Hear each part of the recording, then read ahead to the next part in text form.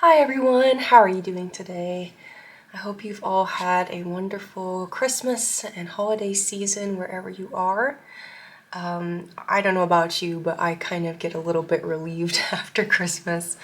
I think there's just so much anticipation leading up to the holiday, and you feel like you need to feel a certain way or be super festive or whatever, and it's different every year, isn't it? But after Christmas, you can kind of breathe a little bit and enjoy these last few days of the year and start to think about what you might do better next year or, whatever is coming up. And for me, I have a new job coming up, which I'm excited about. Lots of new reading and reading goals for the new year. And I have gotten a few new books for Christmas, so I thought I would talk about those as well.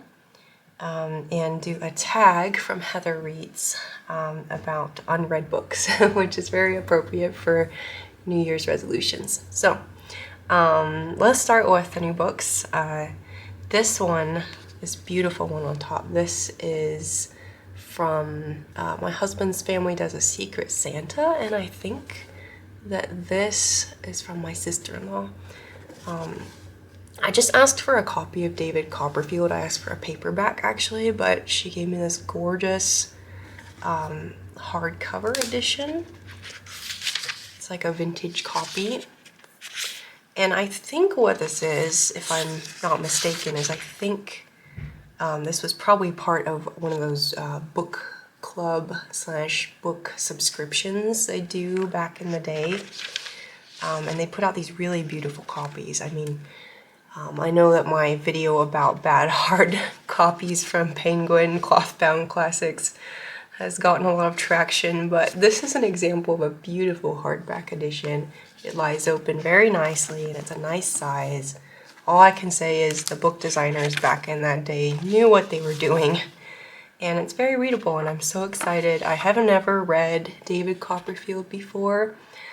There was a time when I was about 12 or 13 that I read pretty much like a lot of Dickens' work. I won't say all of it, obviously, but probably well over half of his novels. But I never got around to David Copperfield. I've just seen some TV adaptations of it, and I really like the story. And I had a copy of it before I moved to the UK, but I didn't bring it with me. I think I donated it in the end. So anyway, I'm really excited to read this at long last, and I think I will try to read it in the new year. I've been getting a bit more into 19th century literature again, which I'm sure many of you will be happy to hear. This is a book that I treated myself to. It's a Wordsworth classic. The new covers, which I've posted about before on the community posts tab, they look really nice. I know I've done some videos about good and bad Wordsworth classic covers in the past, but they've hired a new set of illustrators and designers for these newer editions, and I just think this is beautiful. Obviously geared a little bit towards the booktube, TikTok, book talk community with this kind of cover design, but I'm really happy with it, and I am glad that the interior design is still pretty much the same as it's always been. With that classic typeface and everything. And it's very nostalgic for me because, as I've mentioned before, Wordsworth classics were the first classics I ever read when we got them on discount from the bookstore that used to be at the mall ages and ages ago.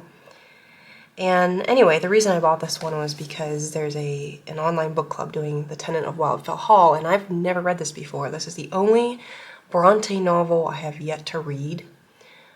So I'm actually a good ways into it. I'm like 50 pages or so, and I'm really enjoying it. It's not what I was expecting. I thought that it was going to be very dramatic out of the gate, like, Wuthering Heights, Jane Eyre. But it's actually been very gently paced so far. Lots of small town drama, kind of like Middlemarch in a way, but it's narrated in first person, which I think helps a lot with the pacing. And if you've read Agnes Grey, this is actually not so different from that novel so far in that it's kind of more, again, gently paced, a little bit more about regular people, regular everyday life. And yeah, so I'm really enjoying it. It is a bit slower than I expected, but as you can see, I'm still, plowing through it at a pretty good pace.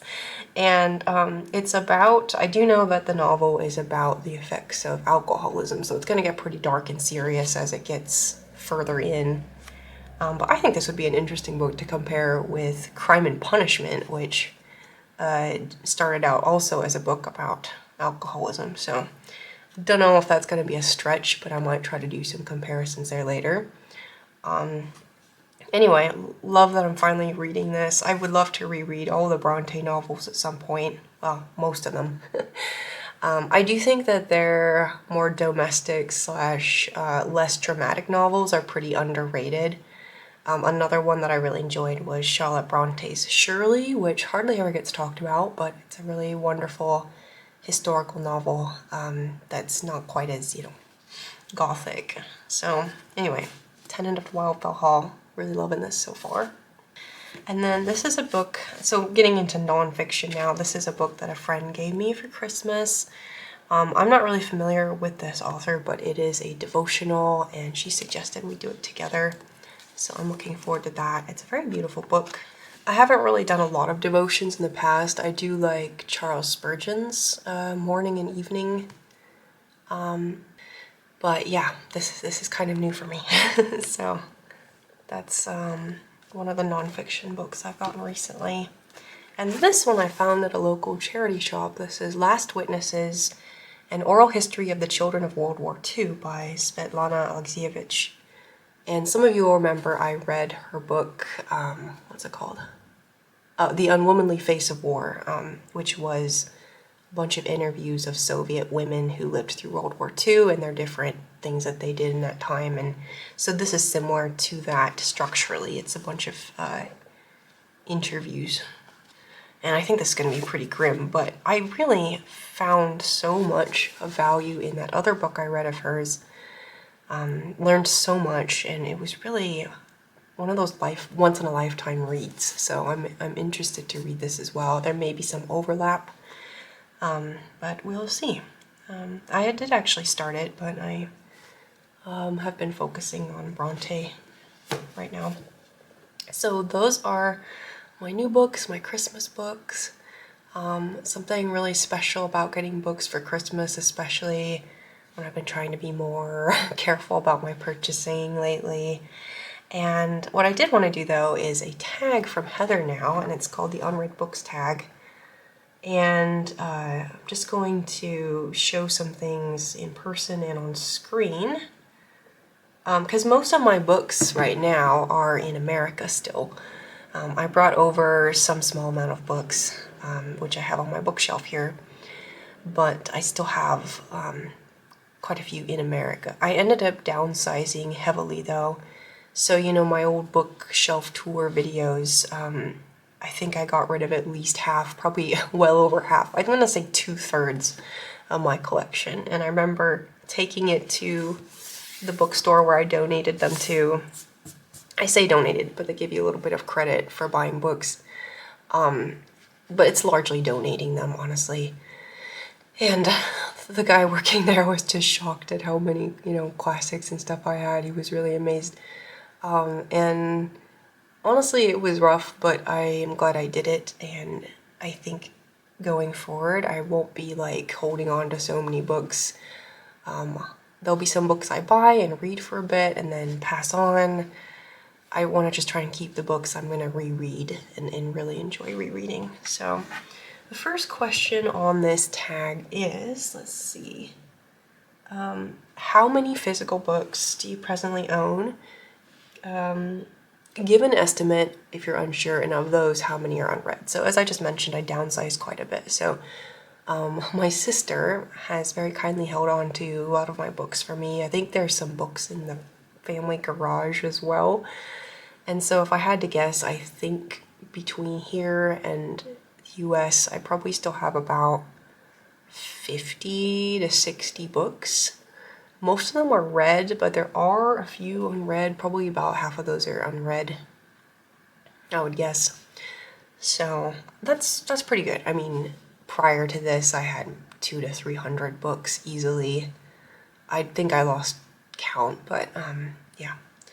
And then the second question is, do you also have ebooks, and how many do you have? How many are unread? So again, I do have an e-reader, again, in the US. And when it first came out, it was like the first Barnes & Noble Nook. And so I think I read a ton of books on that Nook. I loved that Nook. It was very ergonomic, and I just really enjoyed reading it. I don't know. I don't remember how many were unread and read. I mean, I also have some Kindle books that I read on my laptop or my iPad or whatever. I think if I had to guess, I probably have 100 to 200 ebooks if you include the stuff I downloaded for free from Project Gutenberg. And unread, I mean, lots of them are unread. There's also some essay collections where I've just read one essay here or there. So it's hard to say for sure. Maybe 40 unread ebooks, something like that. But I mean, with Project Gutenberg, I don't know if I really count that or not, since it's public library. Okay, so next question is, have you ever participated in a Read What You Own challenge? Why or why not, and how did it go? So I did this my last year in the US. As I was downsizing, I was like, okay, I've just got to read what I own and try not to buy any new books. So I stuck to that pretty well, but I ended up reading a lot of library books just because that's what I do. I'm a mood reader, and I get easily bored of the books I have. So it went reasonably well, but I ended up reading so many library books. I don't know if I did much of a net in my own reading, so it's a good challenge to do though. I just think that if you're a mood reader, these sort of challenges are going to be just inherently difficult to stick to. Number 4, have you ever purchased the same book twice without reading it? What did you do with the extra copy or copies? I don't think I have. I don't think I've ever done that. Even when I had a lot of books, I was pretty good at keeping track of which ones I had. I want to say that maybe there was one book I purchased twice, like a Virginia Woolf novel or something. But I can't say for sure. I don't know. I'm gonna say no.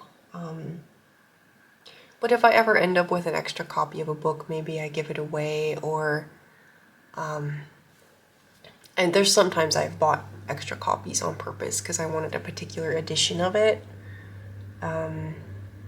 Like at one point I had this beautiful Wordsworth Classics copy of The Great Gatsby. I ended up parting with that, I think. But yeah, that was intentional. That wasn't accidental. Okay, question number 5. Take 5 unread books from your shelf, or choose 5 from your e-library, and talk briefly about why you purchased them. And then the follow-up question to that is, which of these 5 would you commit to reading in the next 90 days? And also, would you consider unhauling unread books? So that's a lot of questions, but let's talk about that. So I have a picture of my books from America. I just want to look at that real quick. I'll put it on the screen. Okay, so of my books that I still have in America, one that really stands out to me is The Anglo-Saxon World. This is an anthology put out by Oxford World Classics of Anglo-Saxon literature, of which I've already read some. I've read Beowulf a couple of times, and The Wanderer and The Seafarer, those classic Anglo-Saxon poems, absolutely loved them. I became mildly obsessed with them after reading The Lord of the Rings and looking into the inspiration for the poetry in The Lord of the Rings. So I have this anthology that a friend recommended who actually studied Anglo-Saxon literature. It's partly read, I guess, but I want to read it fully. There's a lot of pieces in there I've not heard of. and just can't go wrong with Oxford World Classics. And then as far as books I have here, here's 4 more. I have a very short introduction to philosophy. Again, this was recommended by a friend. I have tried to read intros to philosophy before, but most of them weren't that great, or just, I should say, the one that I read before was pretty bad. Just in the way it was structured, and even some of the information was a bit iffy. So I intend to read this very soon. I don't know about 90 days, but it's short, but it's actually pretty, these little introductory books are actually pretty, what's the word, dense, lots of information. So I started it, but have not finished it yet. I also have Vertigo by W.G. Sebald. I think this was a birthday gift or a Christmas gift from my family last year. I half started it, but I started it when I was in a very busy time of life.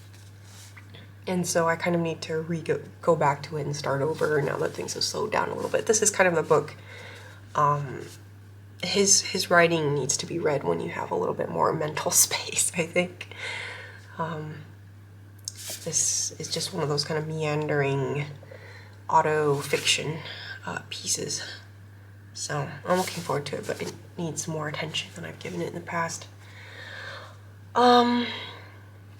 This is On the Incarnation. This was recommended by Gavin Ortland of the channel Truth Unites, which I follow. He does Christian videos, history, apologetics, all kinds of interesting topics. And he recommended these popular patristic series. They're little publications of famous Christian works. I think this is gonna be very difficult to read. I always shy away from reading this, but I think I should try to make an effort this year to read it. Or let it go, which I do not wish to do, because it is a classic. So I guess part of the question was, would you let go of books you haven't read yet? And I have, actually. I remember I found, for example, the autobiography of Mark Twain at the thrift store, and I did end up getting rid of that, having not read it yet. There are just some books that, I feel like you have to give yourself a deadline, and if you don't read them, you should just pass them on, let somebody else enjoy them. So, trying not to be a book hoarder, although I've definitely fallen under that category in the past. And this is another book. This one's actually by Gavin Ortland. It's about St. Augustine's doctrine of creation, which again I have started. Maybe you're seeing a common pattern here. I do start many of these books and do not finish them in one go. But again, some of them do require some heavy focus. And I have read Augustine's Confessions. I've not read any of his other books, so I'm hoping this won't be too hard to follow. But we'll see. Okay, so those are my 5 books. Let's see if there was one more question here. Oh, it says to update you in 90 days. Okay, so let's say I was going to read one of these in the next 3 months. I think I'm going to go with this one. It's on my reading goals for next year, so it makes sense to commit to reading it. I'll just go over my goals real quick in case you guys are interested. I posted them on my blog, but not everyone reads the blog.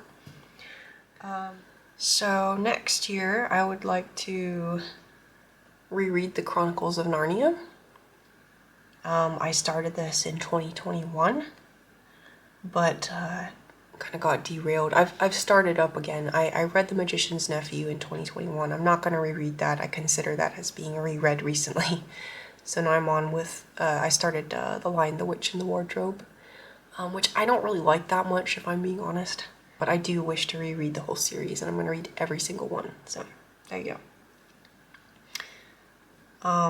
There's some weird ads on my blog now, because I have not been... I lost my subscription recently, and I need to renew it. Okay. I'd like to read something for history, just some kind of historical book. I guess this would technically count. I'm still doing the Reading the World challenge as well. We just finished reading Time Shelter, the Bulgarian novel, and we're going to start another novel called Dukla, which is a Polish novella, I think. I'd like to read 2 to 3 books for Reading the World. I'd like to read some literary criticism. It's not something I've really delved into deeply before. I've just read a few essays here and there. I've started reading more introductions to books, like if they're done by, academic writers and stuff. I'm kind of at a stage in life where I do find that more interesting than I used to. So that's gonna be something to do.